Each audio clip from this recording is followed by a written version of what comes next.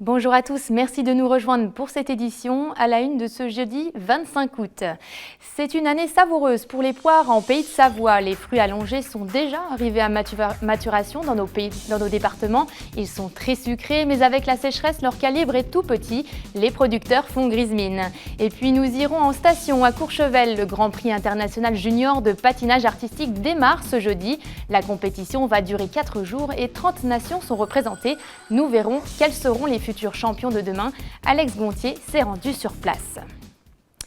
Mais avant de développer ces titres, un mot sur ce dramatique accident en Savoie. Un motoplaneur s'est crashé ce jeudi sur l'autoroute A430 près de Sainte-Hélène-sur-Isère. C'était en tout début d'après-midi. La carcasse de l'avion a été retrouvée sur la bretelle d'autoroute juste avant le péage. Les 2 personnes à bord sont décédées, un homme et un jeune garçon d'une dizaine d'années. Les secours sont actuellement sur place et l'autoroute est momentanément fermée sur l'axe Albertville-Chambéry. Autre accident, mais en Haute-Savoie, cette fois-ci, sur la commune d'Annecy. Un sapeur-pompier volontaire a fait une chute de 8 mètres de hauteur. Il évoluait sur le toit d'un bâtiment lors d'une manœuvre. C'était à midi. La victime a rapidement été évacuée par les sapeurs-pompiers et le SAMU au centre hospitalier Annecy-Genevois dans un état grave. Toujours en Haute-Savoie, le mois de juillet a été très chaud avec des températures frôlant les 40 degrés dans nos départements comme ailleurs. Ces conditions climatiques ont accéléré la maturation des fruits et particulièrement celle des poires. Un souci pour les producteurs puisqu'elles n'ont pas pu prendre assez de volume. Leur chiffre d'affaires risque d'être beaucoup moins fructueux cette année. Reportage à Coponnet où les poires sont déjà récoltées.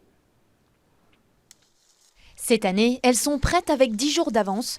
La récolte des poires a déjà commencé dans ces vergers. En calibre, c'est un peu moins grand que d'habitude, moins gros que d'habitude. Comme c'est sec. Ce petit calibre est dû à la sécheresse. Les fruits n'ont donc pas pu se gorger d'eau cette année. Pourtant, ce producteur avait pris ses précautions. Il a appliqué de l'argile sur ses arbres. Ça a été efficace sur une partie des poiriers. Il y a certains poiriers qui ont quand même brûlé avec le manque de terre ou manque d'eau. Voilà. Mais on a une partie qu'on a pu quand même sauver les meubles, on va dire.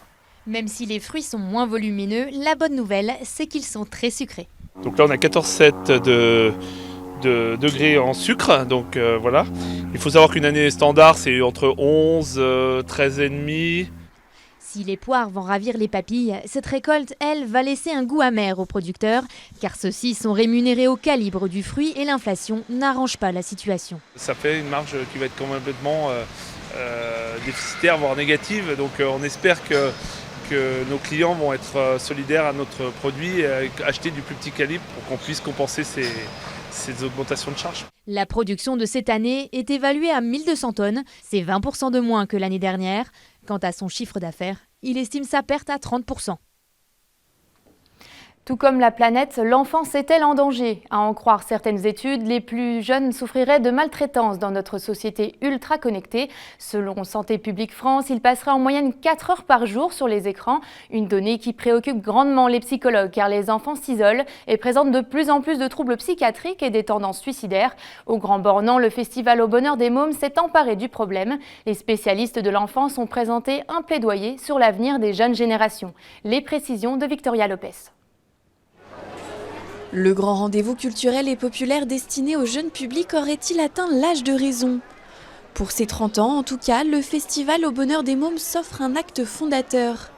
Il se penche sur l'avenir avec cette question: quels enfants laisserons-nous à la planète? C'est le titre d'un plaidoyer rédigé par une psychanalyste de renom et présenté en exclusivité ce mercredi au cœur du festival.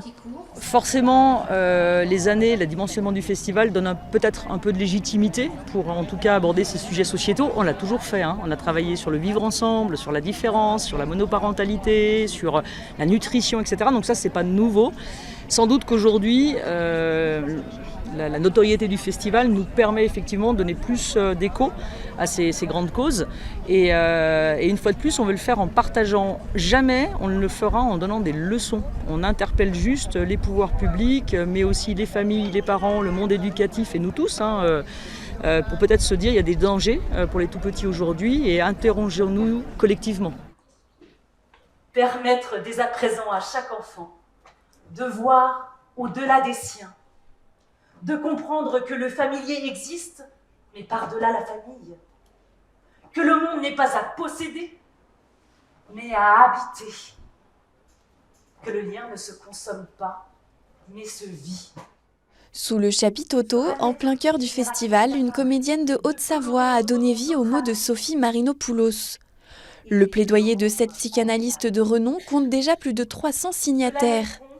Parmi eux, de grands noms comme Yann Arthus-Bertrand, l'éditrice et ancienne ministre Françoise Nyssen, ou encore les comédiens Jacques Gamblin et Charles Berling. Tous veulent interpeller les politiques, les parents, la société, l'alarmer sur l'avenir et les dangers qui pèsent sur l'enfance.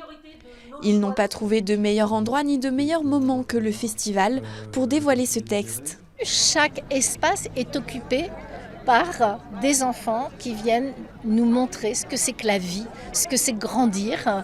Donc on ne pouvait pas être mieux accompagné qu'en venant présenter le plaidoyer ici. Pourquoi maintenant ? Il y a eu bien d'autres choses décrites avant. Moi, j'ai aussi moi-même fait un rapport au ministre de la Culture il y a 3 ans, qui s'est poursuivi avec un kit de communication. Donc, on n'a pas baissé les bras. Hein.